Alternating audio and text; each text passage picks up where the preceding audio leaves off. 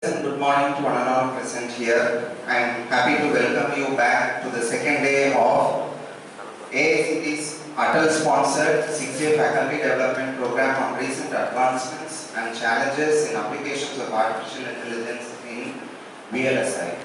I am very happy to introduce our resource person for this morning session, Dr. P V Arun. Dr. P V Arun is currently working as Assistant Professor at Indian Institute of Information Technology, Sricity, Tirupati. He is also leading the Spatial Analysis and Machine Learning Intelligence Group at the Institute. His research areas include drone and satellite remote sensing, deep learning, explainable AI, geospatial technology, and reinforcement learning.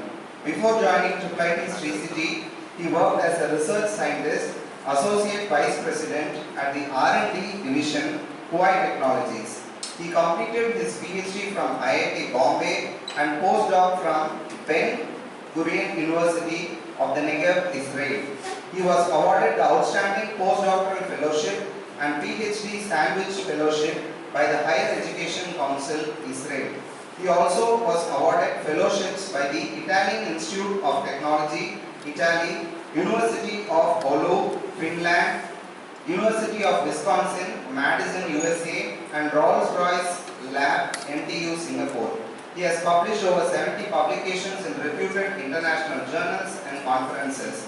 He is the principal investigator of projects from different national agencies, including ISRO, DST, and Indian Army. He was given special appreciation by the Indian Army for his contribution toward the Project Drishti. He serves as a reviewer for many reputed journals and technical committee members for various conferences. We are happy to have you here on our campus, sir. I kindly request sir to take over the lecture. And actually, sir's lecture was scheduled yesterday morning. Sir was supposed to be the chief guest for yesterday morning session, but due to some health issues, sir was not able to attend yesterday. Sir is available here today to share his knowledge with us. Thank you. Please, sir.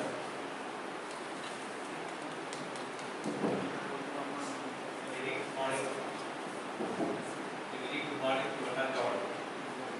So thank you once again for the kind invite. Thank you, Neeraj, for suggesting me for this event. And I also thank all the organizers, Sricity sir, and others for the kind support. And I'm really sorry for the, for my absence yesterday. I was really feeling unwell, so I was not able to attend yesterday's session. So I hope to take the session today. Although not feeling really well, but I hope I will be able to manage the session. Thank you once again for inviting me, and we can maybe go to the session.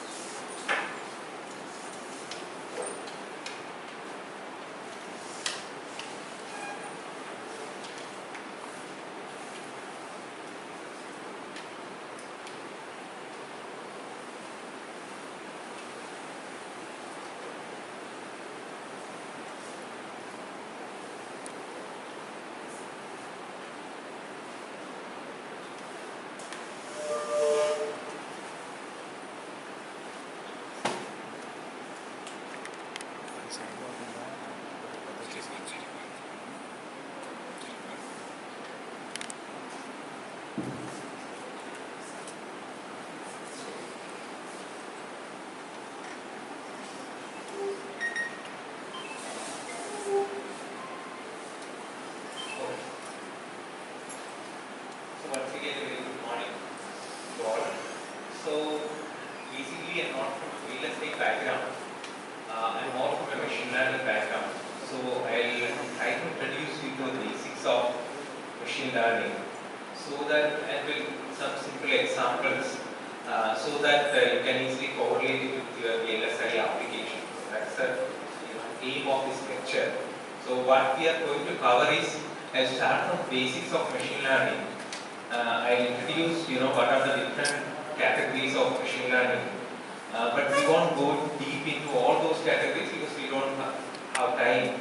We'll particularly focus on neural network, slowly go to, deep learning or convolutional neural network. That's where we, and I'll also say what are some of the challenges in using these type of techniques. So that's overall aim of this session. To start with,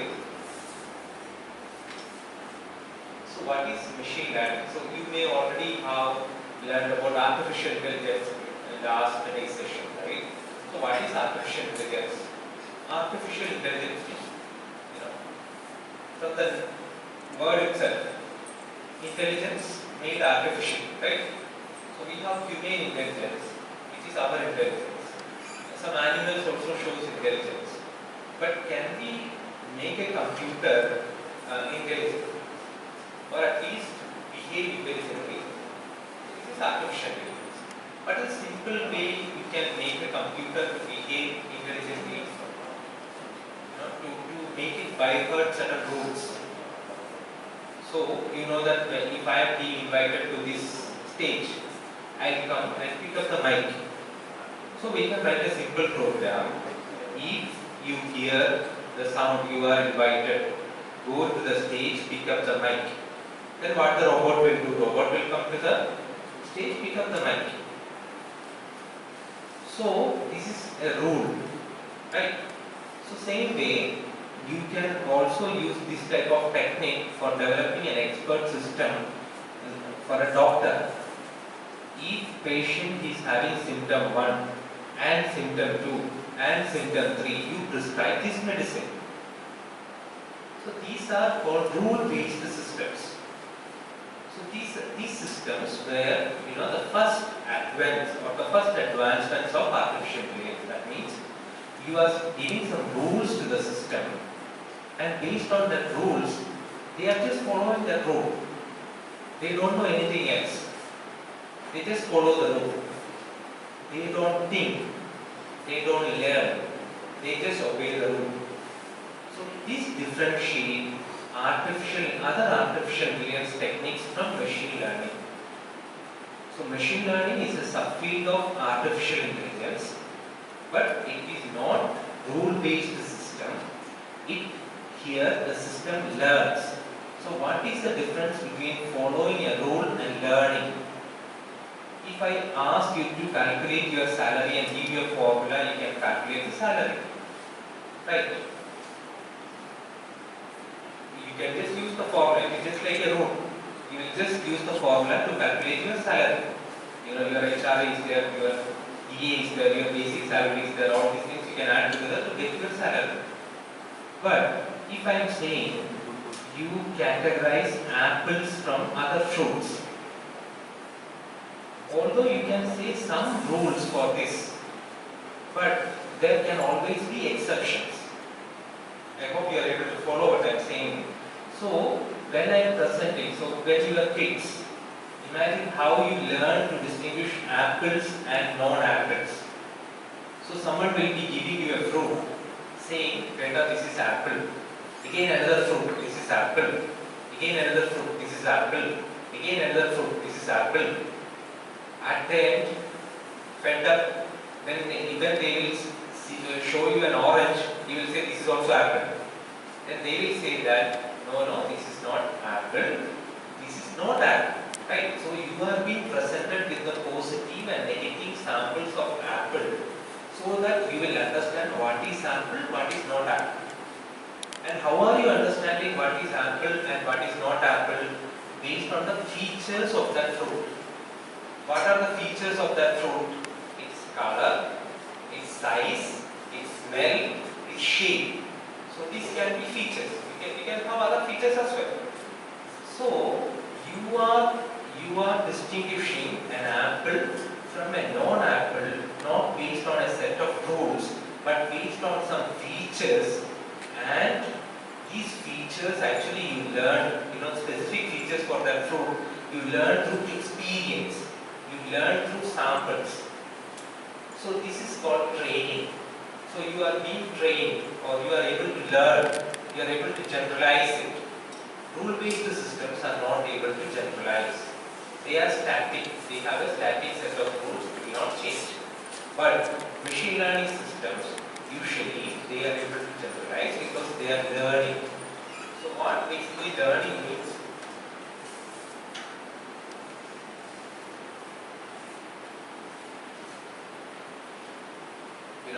So machine learning algorithms, they improve the performance for some task T with some experience. So more training you provide, it will improve its performance. But a rule-based system, how much you train, it will remain static.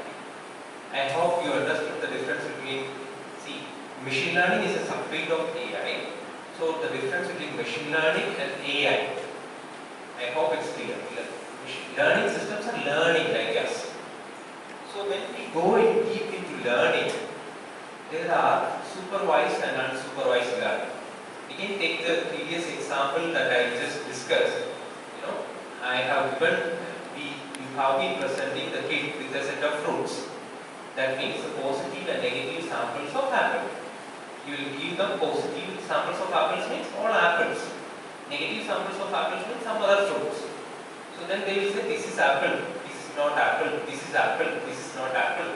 So the kid will understand the features that characterize an apple in terms of shape, size, smell, color and all these things. So that he can distinguish, he or she can distinguish that apple from non-apple.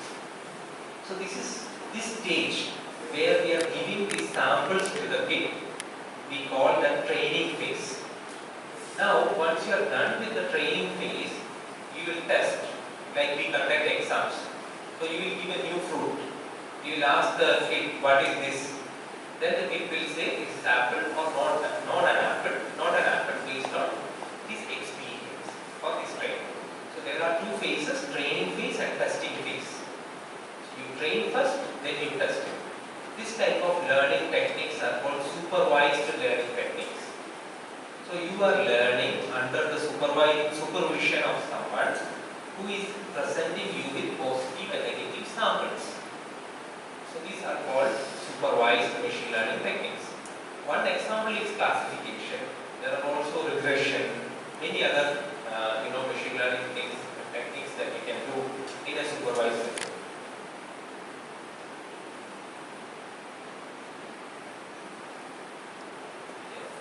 So here you can see that the robot is being presented with, you are training with the different samples, right? So he is saying first banana, then you give the feedback that no. When they say apple, yes. So it will correct itself. Next time you will see apple, then it will say yes. Not an apple, it will say it's not an apple. So this is how usually it works. You train it. Then once you train, your system can predict correct. So there are two phases involved for a supervised machine learning algorithm. One is training phase and testing phase for any supervised algorithm.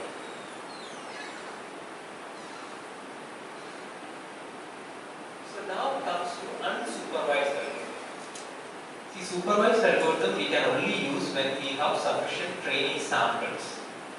That means we actually need some apples to teach our kid whether it is apple or not. Before he sees any new apple, we actually need some stock of apple or other fruits. But if we don't have anything, see, in childhood we learned this math also. When we want to group, see here people are sitting here. If I want to group you into two groups, how I will group you? Maybe I can group you based on your shirt color or your color of your earrings. That is one. I can group you based on your height. I can group you based on your weight. All these different groups I can have. Right? So this doesn't need any training. So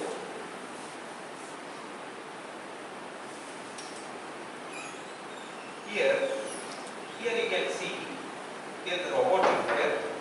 Robot is just grouping everything based on some characteristic. For example, if I am not giving any training to my kid and I am presenting a set of fruits, so what typically he or she will do? She will group all the green fruits together and maybe all the red fruits together. She will say that okay, green fruits all are in one group, so she is grouping based on color. So in this green fruit there can be green oranges as well as mangoes, green mangoes or green apples, but she don't know that. She is just grouping based on the color. And in red fruit there can be maybe apples, peaches and other mix of fruits, but she is just grouping them into two groups. So based on some properties, without any training also you can group data items. I hope it's clear. So this is called clustering. You are forming clusters. So why you do this? Because you want to group certain things without any prior knowledge. So here you don't need any training samples.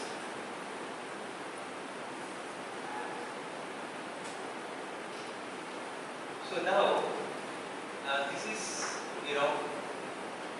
so I will give you another example. When I was doing a PhD, so my supervisor used to take classes. Okay?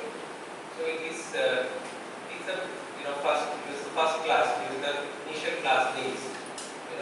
When you are joining first time for PhD, so you know that your supervisor is your life changer. The major player in your life. So if he is upset with you, then your life is gone. If he is happy, then your life is set. So that is the usual concept that we have, right? So during the initial classes, so you don't want to upset him. So that means you don't want to feel sleepy in his class. But what is the problem? In afternoon class, after full stomach lunch, you will definitely feel sleepy. So what I used to, what a group of students used to do is, we thought what's the way out. So we thought, okay, we will drink some water and we'll avoid sleep. So what happened is like, for 1, 2, 3 days we drink water whenever we are feeling sleepy. So your body is like a learning system. So body learns how to drink water and sleep. So next day onwards I will learn drinking water and sleeping. So again, next day we thought like, okay, I pinch myself to avoid sleep. So again body learn pinch, yourself and sleep. So your body is also learning things, adapting itself. Same way, here also you have supervised and unsupervised way of learning, things, and also you have self-supervised way. I will give you an example of self-supervised way of learning. In self-supervised way of learning, basically these two examples you understood, right? Supervised and unsupervised. Self-supervised means, you remember in childhood, whenever someone comes to your home, if you say something inadvertently or say something wrong, then parents used to shout at you. Or if you say something good, or if you score good marks in exam, they will give you some chocolates or some rewards. So that means you are getting positive rewards and negative rewards. So when you get negative reward of scolding or getting beaten up, you understand that you should not be doing this. So this way also we can teach the machines, not by beating them, but giving some numerical positive and negative rewards. So this is called self-supervised learning. Or sometimes one type of self-supervised learning is reinforcement learning. You may have heard about it sometime. So the basic idea is that you are teaching the machine by providing some positive and negative rewards, and the machine will try to, or the algorithm will try to maximize those rewards. So there are basically 3 or 4 types of learning strategies: supervised, unsupervised, self-supervised, and maybe semi-supervised also we can say.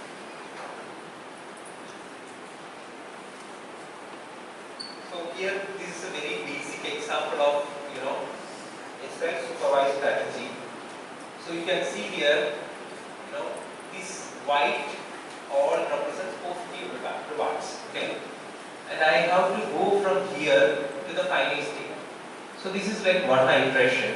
First I am at A, then I go to B, but when I go to B I get a negative reward. So that means I got scolded when I moved from A to B. Then I moved from B to F, then F to G, G to H, H to L, L to T. Now this is one iteration. So now the next iteration, I am still in A, but I know that if I move to B, I will get scolded. So I will not move to B, I will move to E. From E I randomly move to I got negative reward. Then J, then K, then L, then B. Now, again, now I am at A. You know, this is the third iteration. I know that I should not move to B, but if I move to E, I will get a positive reward. Again at E, from my previous experience, I will not move to I, because I will again get negative reward. Then, by this way, you will finally find a way to move from, because from your previous experience, you know, if you are in F, from this experience, F, if you go to G, you will get a positive reward. G to H, you are getting positive reward. H to L, you are getting positive reward. So once you reach F, you know, moving to G will give you a positive reward, moving to H will give you a positive reward, L will give you a positive reward. How you will find a way out of how you can move from A to B. This way only, you know, if I have a robot here, robot has to avoid all the obstacles and finally it has to reach the target.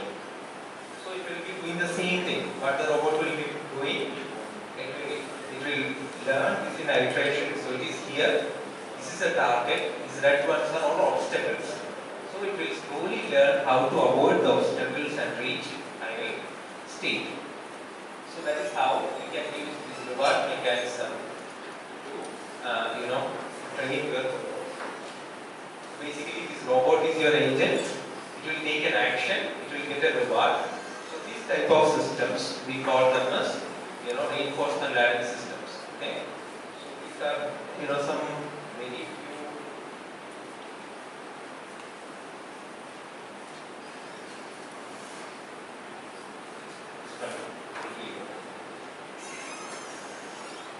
These are some of the, you know, projects that my students developed using this, you know, reinforcement learning. I'm not going to cover this, but you know, if any of you are interested, I just want to expose you to these type of systems. You know, you can see that here also the agent is trying to maximize the reward. Maximize the reward means it should not, you know, allow the ball to fall. So, and similar way you have this snake game. This also we can formulate as a reinforcement learning problem or a self-supervised learning problem. Same way your frozen lake problem. Okay. You can see that although these are games, all of these have real-time applications. Okay. So we can apply them for logistics, hours and all these. So now moving back from the machine learning introduction. Now I think all of you understood what is artificial intelligence, what is machine learning, what are supervised, unsupervised and self-supervised way of learning. All this comes under machine learning. Okay. So now this is, as you are from EC background, you will be more familiar with signals than me.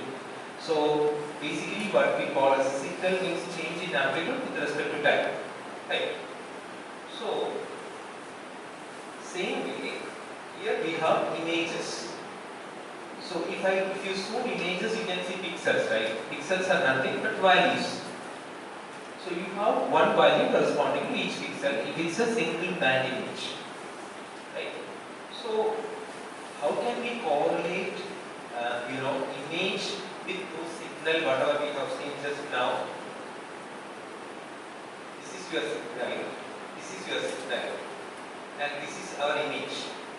If I say that image is a two-dimensional signal, whether we will agree? Signal means amplitude is changing with respect to time. Image means amplitude is changing with respect to x and y, or rows and columns. So there are two components here. One, the change in amplitude with respect to rows, change in amplitude with respect to columns. So there are two frequencies here. In signal there is one frequency, change in amplitude with respect to time, and here change in amplitude with respect to here amplitude means pixel values. So if I go in this direction, how the pixel value is changing? This is the frequency in x direction, and this is the frequency in y direction. I hope it's clear. Changing x and y with respect to, so this is called spatial frequency. So spatial frequency is having two components, x component and y component. I hope it's making sense. So signal, amplitude changes with respect to time. Image means you have amplitude, which is pixel values changing with respect to rows and columns. So when we say high frequency signal, then the amplitude is suddenly changing with respect to time. Right? So in spatial frequency, when we say that it's a high spatial frequency, then the pixel values are suddenly changing with respect to x and y. So where it will happen? It will happen at edges. In an image, if you have an edge in an image, so we will say that at the edge we have maximum frequency, because the pixel values with respect to x and y, pixel values are changing. Hope it's making sense. Okay. So this is a low frequency means inside the uniform. Take any image. Okay. This is a white image, right? White portion of this image. Here when I am moving this pointer, whether the pixel value is changing with respect to this movement? No. So there is no change in frequency. But the moment I move like this, it is changing. At this edge it will change. So there is a frequency there. I hope it's clear. So images we can consider as two-dimensional signals. Why I am making this correlation is that whatever examples I am taking here in terms of images, you can easily correlate with your signals. Your signal, whatever I am doing for image, you can actually extend for your one-dimensional signals also. So now a little bit more about images. See here we can see this is a black and white image. So why I say this is a black and white image? Because I have only two colors here. One is say white, other one is black. But here it is not. It's also not a color image. But I have different shades of grey. I hope all of you in childhood you may be drawing with pencil. You using different shades of grey. So same way we can use different shades of grey. So here 0 means black and 1 means white. But here 0 means again black and maybe 255 means white. In between you have different shades of grey. I hope it's clear. You have different levels of grey. 255 means white value, and if a pixel value is 255 means it is white. If a pixel value is 0 means it is black. But in between you have different levels. Here you have only one level. So, but it's not a color image. So when you want a color image, you need a red grayscale image. This type of images we call them as grayscale image. Grayscale image means it's not a color image, it's not a black and white image, but it's like having more shades of grey. So we call it a grayscale image. And when you have a RGB, you need a red, green, blue image. Whatever image you are seeing, these are color image. My shirt is color. Why it is appearing color? Because your eyes are able to sense the red color coming from this, the green color coming from this, and the blue color coming from this shirt. and then it is combining them together to give you a color. So that means your eyes are having three cameras, one for red color, one for green color, and one for blue color. Each of these cameras will produce a grayscale image like this. So there will be one grayscale image for red, one grayscale image for green, one grayscale image for blue. I tell you with a simple example. If I am wearing a red t-shirt, complete red t-shirt, it will appear white in the red grayscale image. It will appear black in the green grayscale image. It will appear black in the blue grayscale image. Because your red camera is only sensitive to red color. Your green camera will be sensitive only to green color. So if someone is wearing a green t-shirt, it will appear white only in the green camera. So now you have three color cameras. So three grayscale images, one for red, one for green, one for red, one for green, and one for blue. You combine all these together, you will get a colorful image. So this is how you get a color image. So you have black and white image, you have grayscale image. For each color, you have different grayscale images. You combine them together. To get this color image. So now I told you your eyes can only sense red, green, and blue. Okay. So during COVID time, you may remember when you were at airport, they were just using a camera to check whether you are having fever or not. But with our naked eyes, we don't know who is having fever or not. Why? Because our eyes cannot sense infrared radiations. Our eyes can only sense red, green, and blue. But the camera sensors, we can design sensors which can sense infrared radiations. So you can have more and more cameras. Our eyes only have red, green, and blue camera. But we can design red camera, green camera, blue camera, infrared camera, microwave camera. We can design all these cameras. So that means our eyes can sense only three colors, but we can sense more colors. So that means not only three bands, I can have more bands. So if I am taking your photograph with RGB camera, I will get three bands. One for the red, one for the green, and one for the blue of your face or your shirt. Is that clear? Now if I take one photo with NIR camera, I get your photograph or the NIR camera as well. Basically, what are we measuring? The camera is capturing the red light coming from you, being reflected from you. The red light being reflected from you is captured by the red camera. The green light reflected from you is being captured by the green camera. The blue light being reflected from you is captured by the blue camera, and the infrared light reflected from you is being captured by the infrared camera. So that is why I am showing here say 4 bands.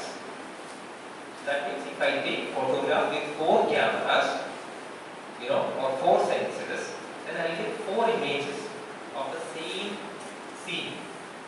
So I have 4 images. So these are bands, or sometimes we call them spectral bands. So red is one band, green is another band, blue is another band, infrared is another band. We can have, it depends on us what bands we are choosing. So these are the rows and columns, and here we have pixels. This is the background of, just to give you a background of image. So if you take grayscale image, it is having only one band. If you take color images, RGB, it is having 3 bands. But we can also have more bands. So this is an example of a multispectral techniques, an image having more bands. So you can see that if I plot these bands with its intensity, then we can plot it like this. This is 1 pixel for 1 pixel. So 1 pixel will be having 1, 2, 3, 4, 5, 6 bands. I hope it's clear. taking your photograph, I am projecting, if I take the photograph of this road, I am projecting this 3D scene to a 2D surface. So all the light being reflected from this 3D scene is getting captured onto a 2D plane. And then if I use 3 cameras, one camera will sense all the red color coming, another camera will sense all the green color coming, another camera will sense all the blue color coming, and then they will mix it together to give you a color representation. We can also have, see, even nowadays we use hyperspectral images because sometimes we have seen people may smuggle drugs and other materials like weapons. So simple RGB cameras may not be able to detect them. So you need more and more, number of bands or sensors to see. For example, suppose I get the satellite image of this area. Satellite image is what? You have a camera mounted on a satellite image, and the satellite is taking photograph of the Earth. So I got the satellite image of an area, and I want to check if gold is there. So what I have to do? So I will take a satellite image, hyperspectral satellite image of that area. Then it may have 400 bands. That means 400 sensors. See, you have to imagine we have only 3, red, green and blue. So unlike that, this sensor will have 400 bands. Now I will take one pixel of this. It will give me a graph like this, continuous graph like this, and I can compare it with the characteristics of gold to see whether actually that pixel corresponds to a gold or not. So this way we can explore gold. So that is just a background of signals and images for your information. Now we are slowly moving into the concept of machine learning. I already told you, if you want to distinguish apples from some other fruits, so basically you will consider some features, right?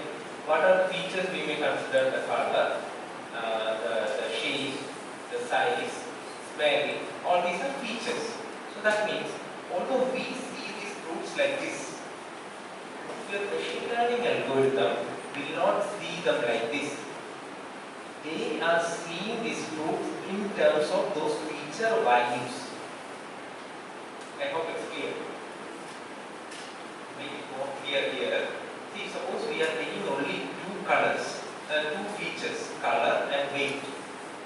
So your machine learning algorithm will see these apples or other fruits as points in this feature space.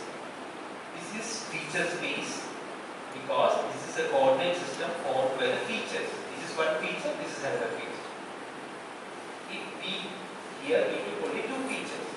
If we take 3 features, it is a 3-dimensional feature space. If we take 4 features, it is a 4-dimensional feature space. Why we are taking only 2 feature space? Because it's easy for us to visualize. We can visualize only up to 3 dimensions. So if I say that I think you are getting a clarity here. So apple you are seeing like this, but your system, your algorithm will see apple as a point here having a particular value for weight and a particular value for color.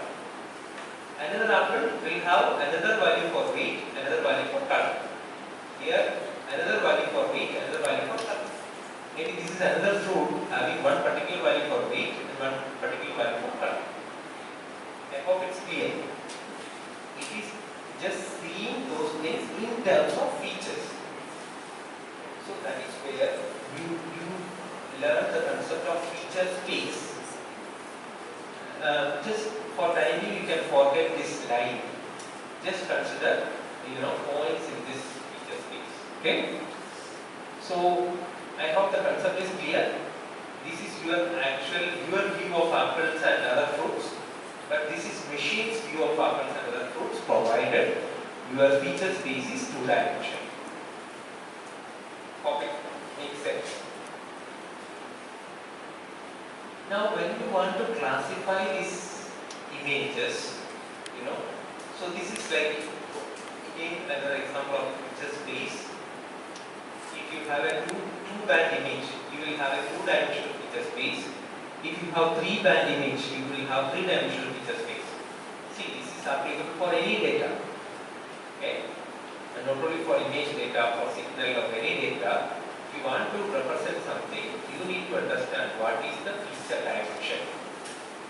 So, let us take this signal, whichever we took initially. This signal, can any of you say what will be the feature dimension if I want to classify the signal? So see, here this is the signal, right? This is the data. Please listen, this is the data, right? So this is my data. So I need to feed this to the model. Like consider this as like apple, one sample of apple. So for one sample of apple, for one apple, what were my features? Size, shape, color, other things, right? So same way, those features were extracted from the apple. So same way, here also we have to design some features. So one easy way of designing that feature is what? I will sample, say if I need 4 features, I will sample one amplitude here, one amplitude here, one amplitude here, one amplitude. I sampled 4 amplitudes, I got 4 features. Is that clear? So this way I can create 4 features. Now for another signal sample, I again sample it the same way to get 4 features. So all these signals can now be represented as 4 features in terms of 4 features. See again I repeat. See, for an apple, we consider the weight, shape and size. For the apple, for this signal, its amplitude here is one feature, its amplitude here is one feature, here is one feature, here is one feature. So I sampled at some points, I picked up the amplitude at those points as the features. So you will ask why you picked up those points only. It's up to me, I just picked up those points. If you want, you can pick up some other points. Is that clear? Same with apple. Someone can ask why you picked up only weight and color, why you cannot pick up smells. Okay. It's up to us. So, whatever way we want to represent a given, data, we need features. So this is an image. It is represented in 3 dimension, red, green and blue. So these are the pixels in that image being represented in this feature space. This is how we see the image.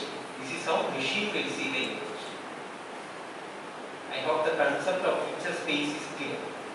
Feature space means every object, here the objects are pixels, will be represented as a point in the feature space.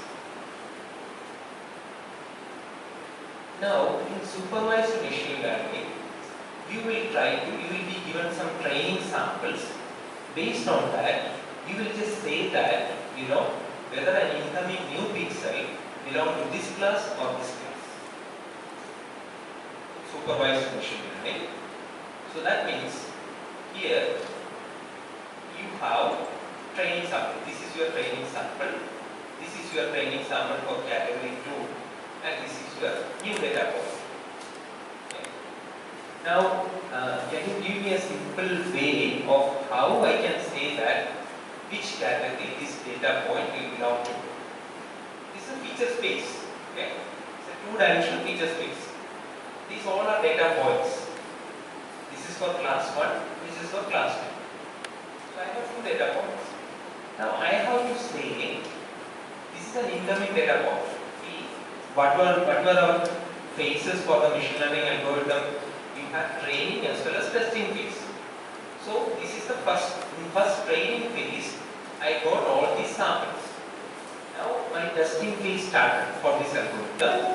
In testing phase, a new sample came up, and now I need to decide based on these samples where this particular sample will belong. A simple way, very simple way, please think about it. Very simple way is that I will measure the mean of all these samples. I will measure the mean of all these samples whichever mean this sample is closer, I will assign that this incoming sample to that class. So this is called minimum distance to mean classifier. Is that clear? I got some set of samples, another set of samples. Now there is an incoming sample coming. I will measure the mean of all these samples. I will measure the mean of all these samples. So whichever mean this sample is closer to, I will assign this sample to that class. Clear? How are we measuring the distance? It is Euclidean distance. Is xm, ym is the mean x and y, and x1, y1 is the sample mean. Then xm minus x1 the whole square plus ym minus y1 the whole square will give you, the distance of x1, y1 to xm, yn. I hope it's clear. Simple Euclidean distance you can measure. This is called minimum distance. This is how we also do usually, right? So if I have two categories, so which category a person belongs to, you will just see his features, whichever it is more belonging to, you will assign him to that group. Right? When we are going abroad, people will say that we are Indians. How are they categorizing as Indians? Seeing our features, they know that we are more similar to Indians, so they will assign us to Indians. So that means we are more similar to the mean of, our features are more similar to the mean features of Indians. So that means here mean will have two components, one for this feature and one for this feature. Right? For those who didn't understand, you are taking two features here, right? Let us say height and weight. Let us say that we have two groups, based on two features. Features are height and weight. So what I am doing, I am plotting a graph. I am plotting a graph like this. Here I am taking height, here I am taking weight. Is that clear? Now all of you will be points in this feature space based on your height and weight. I can plot all of you. For example, I will take his height, his weight, and make a plot here. I will take my height, weight, and make a plot here. I will take some other person's weight and height and make a plot here. Is that clear? All of you can be plotted to this graph in terms of your height and weight. Now when a new sample is coming, a new person is coming, so I plotted everyone and I categorized them into like fit group and unfit group. Two groups, two classes. So I have now two classes. One is fit class, the other one is unfit class. Now a new person is coming. I want to see whether he is fit or not. With respect to this logic, this minimum distance to mean classifier, how I will know that? I will ask his height and weight. I will calculate the mean height and weight of fit group and mean height and weight of the unfit group. Is that clear? Then I measure the distance of this person from the mean height and weight of fit group and also from the mean height and weight of unfit group. Then whichever distance is shorter, I will assign him to that group. Is that clear? So this is called minimum distance to mean. From the name itself it is very clear. Whichever mean the sample is closer, I will assign the sample to that. So you can see that by this we will make different spaces. If you have multiple classes, we will get different subsections in the feature space, and wherever it belongs to, you will assign that to that group. Unsupervised machine learning means we will just create clusters of groups. So all the green groups will form one cluster.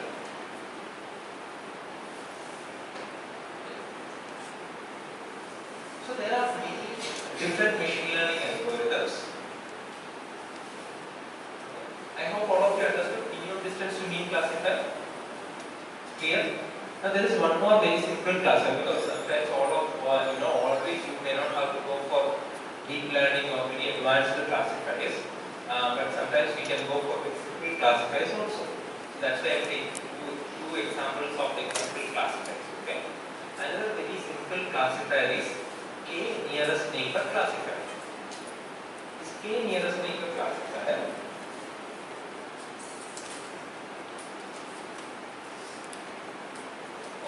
We'll discuss it later.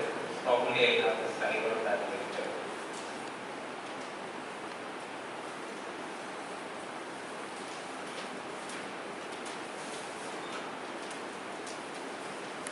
Yeah, I have a slide on that later. So we'll discuss it there.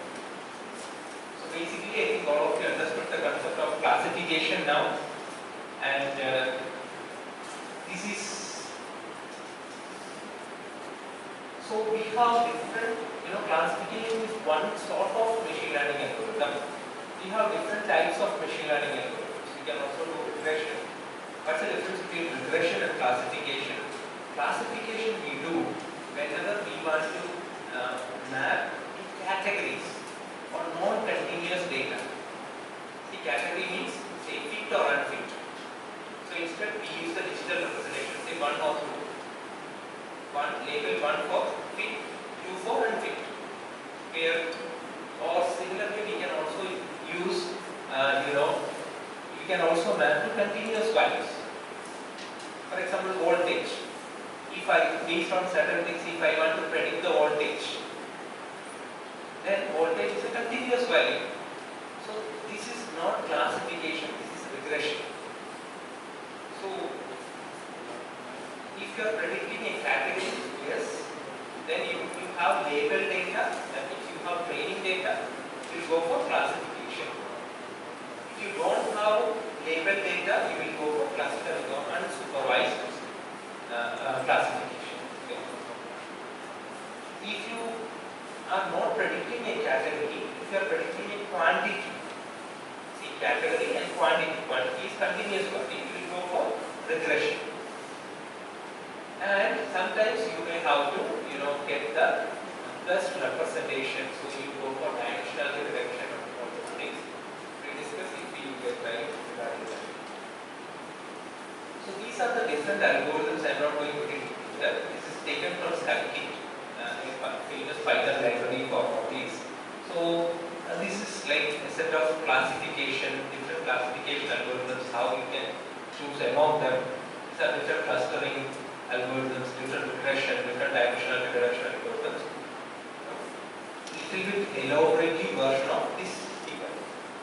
I hope you understood the concept. So here I am just saying classification, but within classification, right now I told you, in other words, I have to reduce the number of features. All of you understood? See, all of you will be familiar with regression, right? So when you are regressing, there are two things. One is dependent variable, other one is independent variable. See, usually how you will do regression, y equal to f of x1, x2, x3, x4, x5. So your y is dependent on x1, x2, x3, x4, x5. So your y is dependent on 5 variables.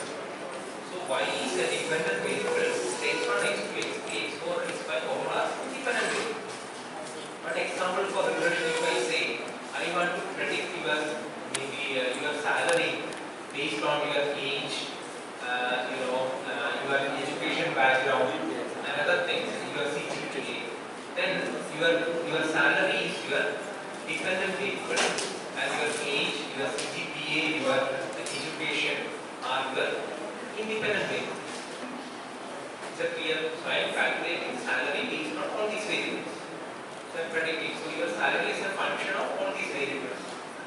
So when I am doing regression, if I have more independent variables, I need more and more samples to form equation. Because if there are 3 unknown variables, I need 3 equations. If there are 4 unknown variables, I need 4 equations. That means more unknown variables, I need more equations or more samples, more training samples. So if you have your training, your independent variables are nothing but your features. For Apple, this is your feature, right? So if color and weight, it's only having 2 features. If color, weight, size, it's having 3 features. So I need actually, if you take more and more features, the problem is I need more and more training samples. So sometimes if you have limited training we have to reduce the feature dimension. That means you have to reduce the number of features. So this is very common for any classification problem. That's why I am introducing this. This is like a pre-processing step. Before you do classification, you have to do this. That means rather than directly classifying these objects based on the actual features, you will take out some features. This is called feature selection. Or you may compute new features from existing features. This is called feature extraction. So feature selection means, suppose in our salary problem, we were taking your three features. What were your features that we were considering? One was your education, then was your CGPA, other was maybe your experience, your education, your experience, your CGPA, and your, what was the other one? Pardon? Age, your age. Okay? Your education, experience, CGPA, and age. So 4 features.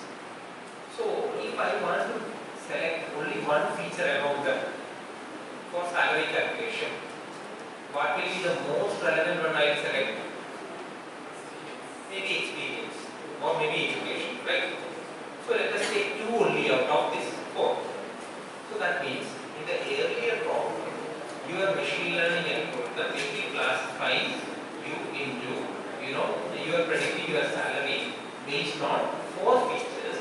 Now it will classify only based on 2 features. So earlier, all of you were points in the 4-dimensional feature space. Now you are points in the 2-dimensional feature space. Is that clear? So where I got these 2 features from? I selected these 2 features from the 4. So this is called feature selection. Why am I doing it? Because I want to reduce the feature space dimension. I hope it's clear.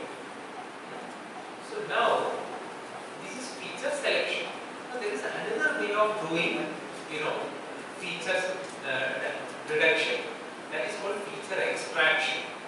That means I will construct new features from the existing features. I will tell you a very simple example. Here in the initial one we have seen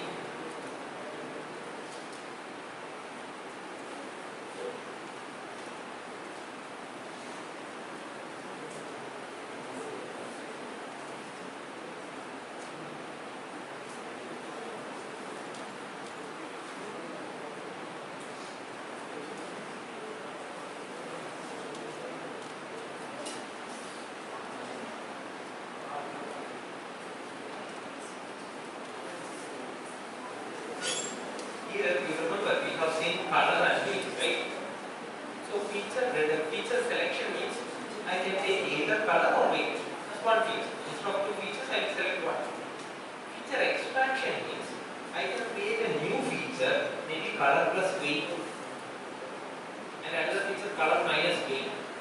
So instead of color and weight, I will use color plus weight as the feature, or color minus weight as a feature.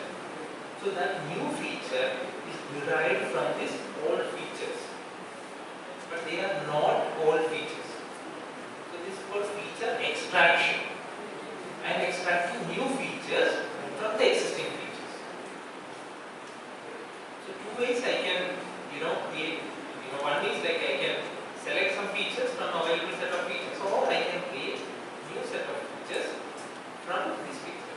So principal component analysis is an example of feature extraction, because it will select PC1, principal component 1 is feature 1 plus feature 2 plus feature 3 plus feature 4 plus feature 5, right? Alpha 1 into feature 1 plus alpha 2 into feature 2 plus alpha 3 into feature 4 plus alpha 4 into feature 5. Principal component 2 is beta 1 into feature 1 plus beta 2 into feature 2 plus. So it's a weighted combination of all the features. Weighted linear combination of all the features. I hope it's clear. So we can have feature extraction as well as feature selection. It's up to you what we are doing to reduce dimensionality. Because if you want to preserve the original features, we will go for feature selection. If you want to create new features, you will go for feature extraction.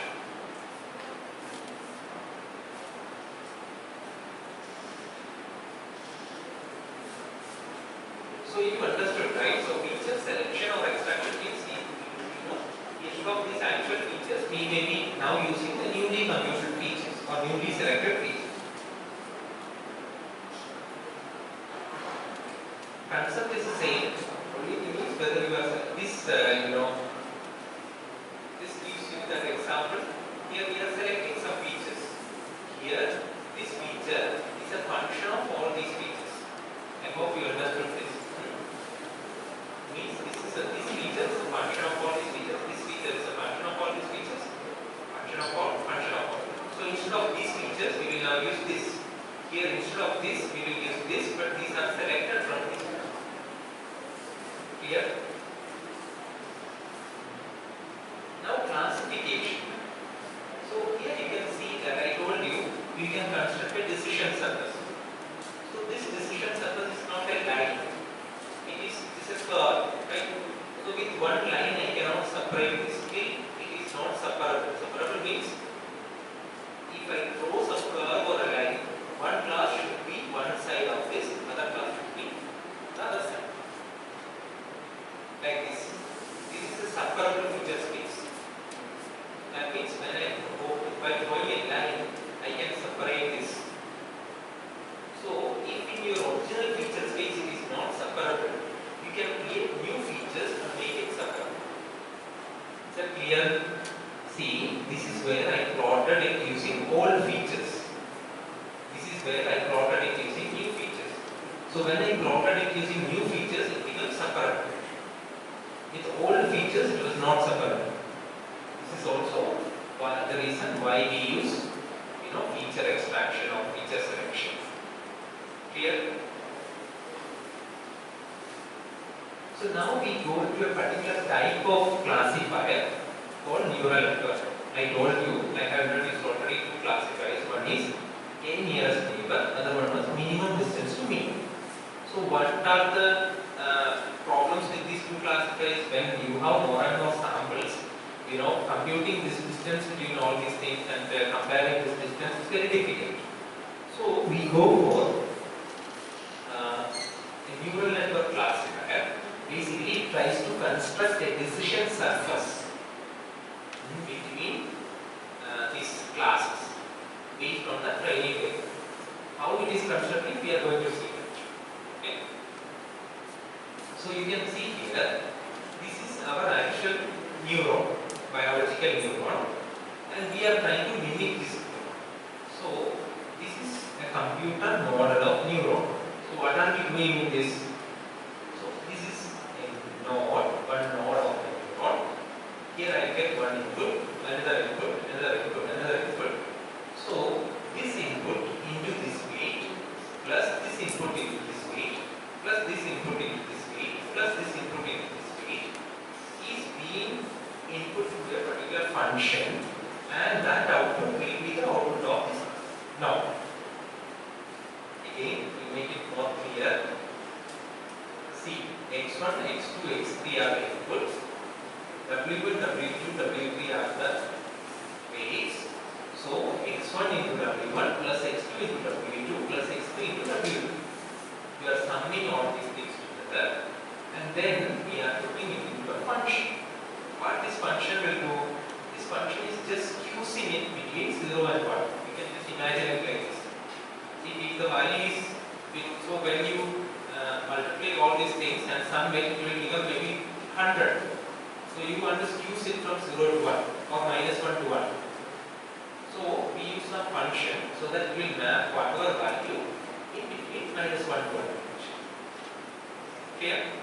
Because we are doing a classification, we don't need continuous value, we need some value in a particular range. Okay? So this is a very intuitive explanation of a neuron. So what a neuron will do? It will take the inputs, it will multiply the inputs with some weights, and then it will put it to a function, it will add them together, put it to a function. It is simple. This is the operation of one neuron.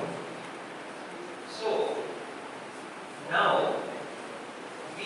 network of such neurons. So what are we doing here? And one more thing you need to remember here is, please listen here, this x1, x2, x3 are nothing but features.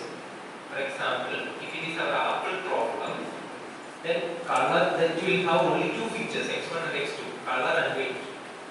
So I will give the color and weight of apple number 1. So it will multiply this with some weights, then it will sum it together, it will use it, it will give us some output. That's it. Same way when you give the values for the next apple, it will give some other value. Now, what we are doing here is we have a network of such neurons. So what are we actually doing here? Just imagine here also, if you write this equation, it is becoming like a regression equation being put into a nonlinear function. That is, what is linear regression equation? Alpha 1 into x1 plus alpha 2 into x2 plus alpha 3 into x3 equal to y. This is linear regression, right? So same way, x1 w1 plus x2 w2 plus x3 w3 equal to y. See, up to here it's almost similar to a linear regression. Only difference is here we are putting it into a non-linear function or a skew-sync function. Got it? So now you see we have such multiple nodes. So this is doing one regression, this is doing another regression, this is doing another regression. All this can be considered as not linear regression but logistic regression, since we are using that skew-sync function. So now again another level of regression. So what are we doing here? I am taking this vector is the feature for one sample. I am feeding into these are input limits. I am feeding each of this feature to this neuron. So what this neuron will do? It will multiply this value with the weight, this value with, this value with the weight, this value with the weight, this value with the weight, this value with the weight, and then it will produce, it will put it in that function and it will get the output here. Similarly, we will also get another output, we will also get another output, we will also get another output, this will also get another output. Now these outputs are again being passed to this second level. Again the same process happens and finally we will get some outputs here. So imagine when I am giving apple here, suppose I am representing apple in terms of these features. See, one feature can be weight, one feature can be maybe color, size, shape, something like that. Okay? So imagine that these are the feature representation of an apple. So what is the output I need here? When I give an apple, what the model should say? It's an apple. Have you understood? It should label the data as apple. Suppose label for apple I am using as 1. So the network should say 1. That means output I need here is 1. Clear? So I am giving apple in terms of this feature. See, I already told you we see apple as apple, but network or algorithm sees it as a collection of feature numbers. So this is the value for feature number 1, this is the value for feature number 2, 3, 4, 5, 6, 7, 8. All these feature values are here. So for an apple I took, maybe its size is 0.5 gram, its shape is expressed as 0.3, its color is expressed as 1. Is that clear? So I have feature representation for apple. I am feeding it to the input layer, and then now what my system is trying to do is it will do all this process, and what I need is it should give me a value 1 because I am giving apple. And same way I will take another feature which is not an apple, then it should give me 0. Is that clear? So I want whenever I give an apple it should give me 1. Whenever I will give non-apple, it should give me 0. This is my training phase. So, what all things this value will depend on? Will be dependent on this output value. On what all things this output value is dependent on? One, the input. Whatever input we are giving. What are the other things it will be dependent on? The function, the activation function. That's also okay. We are deciding the function. weights. See here the neuron. You see your neuron.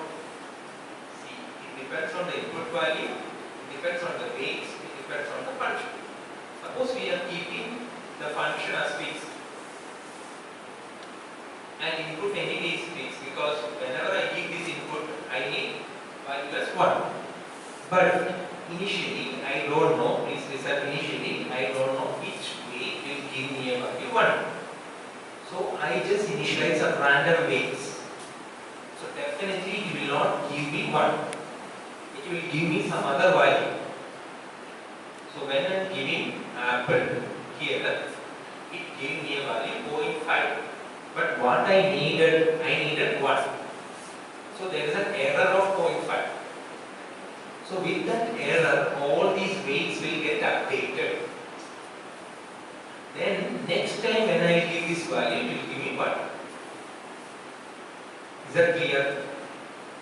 So same way, when I will give a non-apple sample, it will give me a value. It should give me a value, say 0. It should give me a value 0. Clear?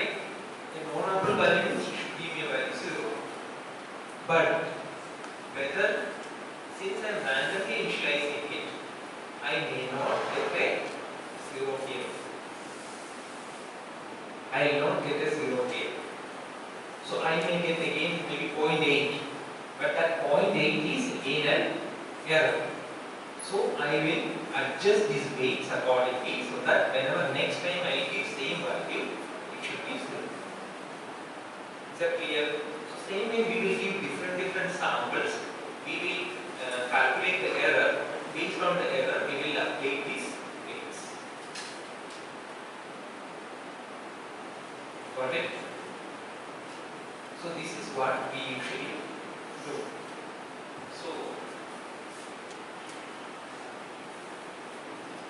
So this is how we compute, we estimate, we train the network, so that whenever I give an apple sample, it will predict as 1. Whenever I give a non-apple sample, it should predict as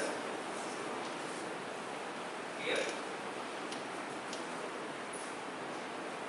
So I hope it's clear. Now,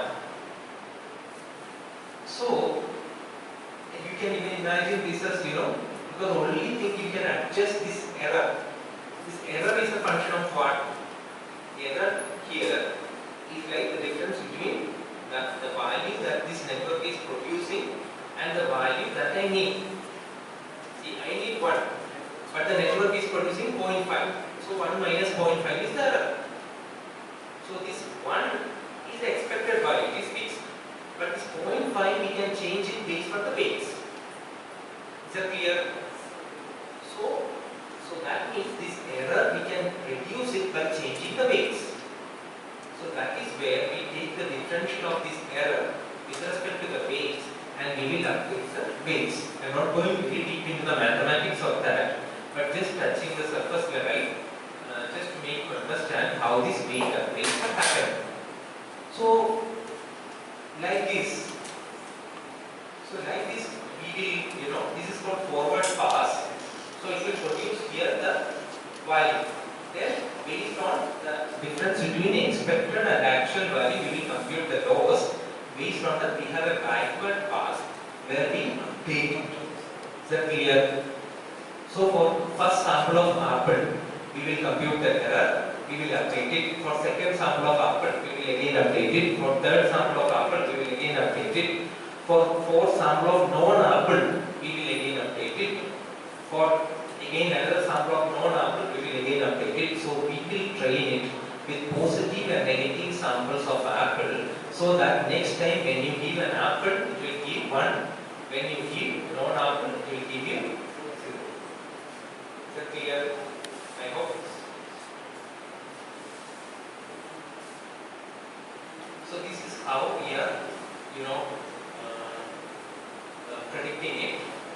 So this is how we are basically going for the training.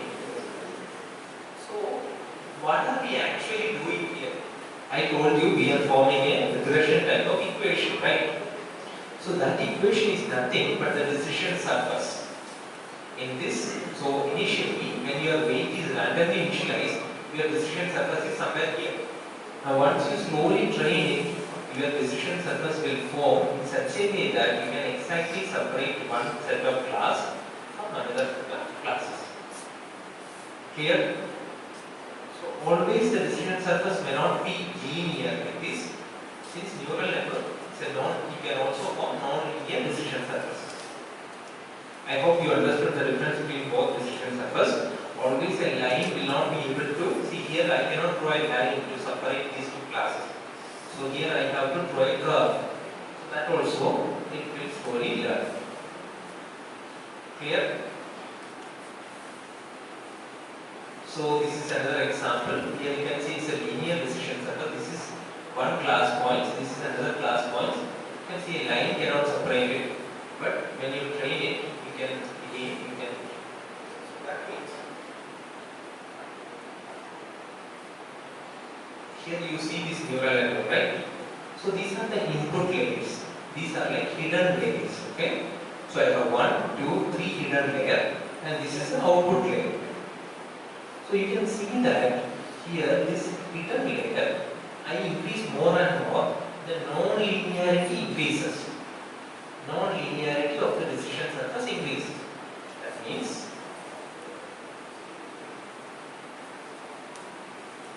That means if I use maybe only 1 or 2 layers, this will be the decision surface. Again you can see the non-linearity of the decision surface increases. By increasing number of layers means what? This is only a 1 hidden layer network. But here it is a 4 hidden layer network. I hope it's clear. Clear to all? So this is, how you can use deeper network. Deeper network means you have more hidden layers. So you use more and more hidden layers, to increase the complexity of the decision surface, so that you can go more and more deeper and model things more clearly. You can have more complex decision surface. So this is one concept of deep neural networks. One more thing is, in usual machine learning, see for the apple case, you extracted the apple features. You told what are the features. The feature selection or feature extraction, we only did. Right? Color plus meaning, we only did. But who told you that this is the best combination color plus feature? Why it is not 2 into color plus 3 into feature? We don't know that, right? So we can also make the machine to learn features. That is where. So in usual machine learning, you take the object, you extract the feature, you feed those features to the model.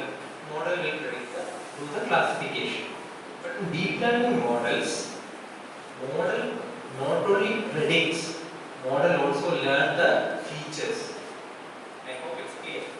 Model not only predicts, but model also learn the features. How? Because you can see when you have deeper layers, you can see here you have intermediate outputs, right? All these are nothing but a function of your actual input feature. So they are nothing but feature. You may recall our diagram related to feature extraction.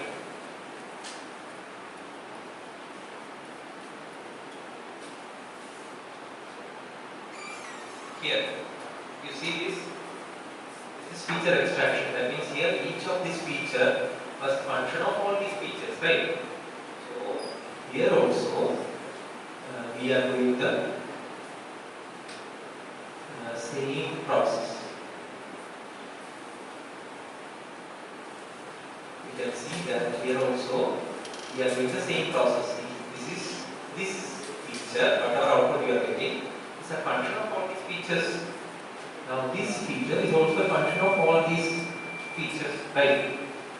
So basically, in a deep neural network, you are learning more and more complex features, and then you can use that features for classification. I hope it's clear.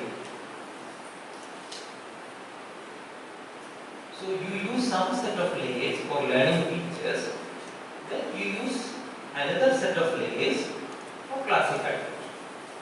See, this is your usual neural network classifier, but we just discussed it. Some extra layers you use for learning features, you flatten it, you give it to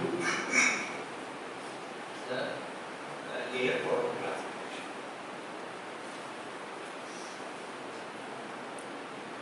So again, repeat, the learned feature space is sometimes far better than the actual feature space. So that is why deep neural networks may perform better. Also, see here we have seen that here you learn these features, you use a neural network classifier to classify those learned features, right? I hope it's clear. So you learn the features, you use a classifier for classifying using those learned features. Now,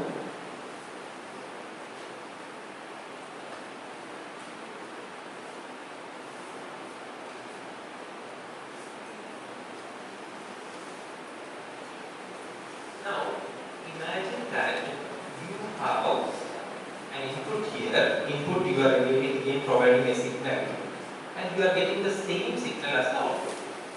And imagine this as a neural network architecture. We can imagine here up to here, it's very similar to whatever we have seen earlier. It will learn the features, well, features here, up to some output features you are getting. But instead of connecting to a classifier, we are trying to reconstruct it again. So what are we actually doing? We are reducing the dimension of this input. So instead of representing all these features, we can just represent using these two features. Is that clear? So you can use this type of a neural network mechanism to learn new features from these features. And also, I hope you understood the difference between these two network configurations.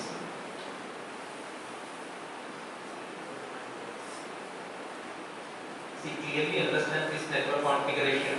Here, you are learning features, but you are classifying these features. Right? Your output is a classification. It's a label. But here also your output is a classification label. But here, you are feeding this input, same process, it is getting encoded. But you are not connecting to a classifier, you are decoding it. Again, to produce the same input as the output. I hope it's clear. Your input is same as your output is same as your input. Why are we doing so? Because we want to learn new feature representation for this data. So instead of using these features, now we can use these features. Got it? So this is called unsupervised feature learning. Or you can use these new features for all your work, for your classification. Here, the earlier work also we were learning features and classifying, but there you have to use neural network classifier. Now here you can learn these new features, you can use a k-nearest neighbor classifier. But you are not using k-nearest classifier in the actual feature space, but in a deep feature space. I hope you understand the difference. So your actual features, your learned features are different from your actual features.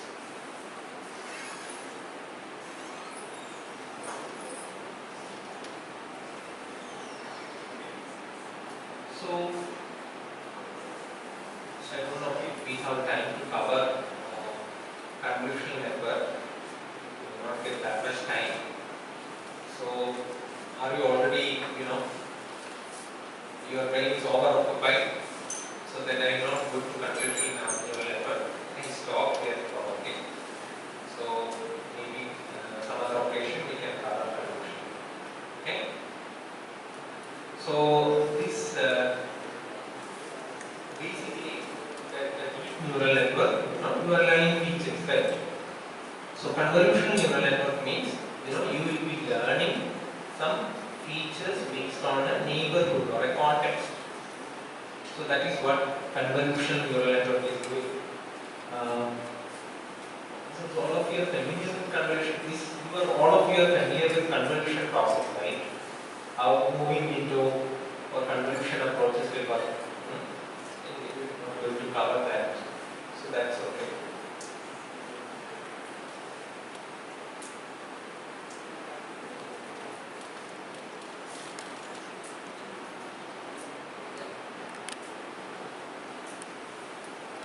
Anyway, I'll share this presentation with you, including convolution neural network, and go through the slides, try to understand this.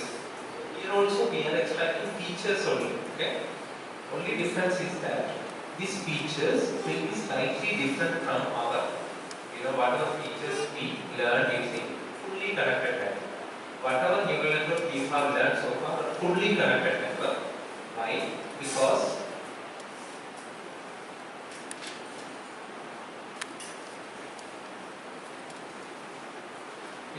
here each of these neuron, this neuron is connected to each of the features. This neuron is also connected to all the features. This neuron is also connected to all the features. But here, it's not like that. It will be only connected to certain set of neurons or certain context. So that means here they are learning global features. Here they are also learning local features. Okay? So that is the advantage. And why learning local features are important is because most of the image recognition type of task,